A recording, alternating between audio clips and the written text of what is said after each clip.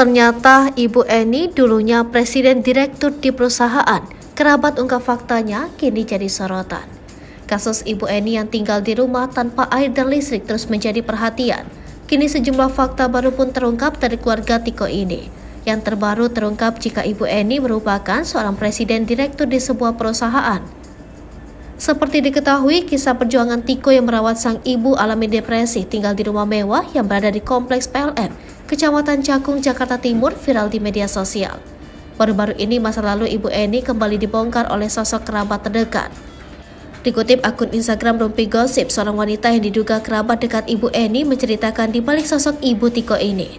Wanita yang tidak diketahui namanya itu menjelaskan bahwa sosok Ibu Eni ini ternyata presiden direktur di sebuah PT.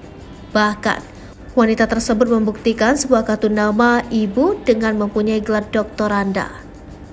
Dia itu presiden direktur. Saya punya kartu namanya dulu, Doktoranda Eni Sukaisi, presiden direktur PT apa gitu, ungkap kerabat dekat. Lebih lanjut, wanita tersebut menceritakan sosok keseharian Ibu Eni ini dikenal baik dan suka berbagi. Tak hanya itu, wanita itu pula mengatakan keseharian Ibu Eni memang terlihat sering membawa barang-barang pentingnya, seperti terlihat saat kondisi Ibu Eni alami depresi yang dibawa ke rumah sakit jiwa. Dirinya juga kerap membawa sebuah tas. Ternyata itu dilakukan memang keseharian Ibu Eni. Seperti diketahui, Ibu Eni alami depresi setelah ditinggal oleh suaminya dan bertahan hidup dirawat oleh Tiko, tinggal di rumah terbengkalai tanpa air dan listrik. Hingga kisah Tiko viral, kini rumah Ibu Eni sudah terlihat bersih dan rapi. Sementara kondisi Ibu Eni tengah dirawat di rumah sakit jiwa.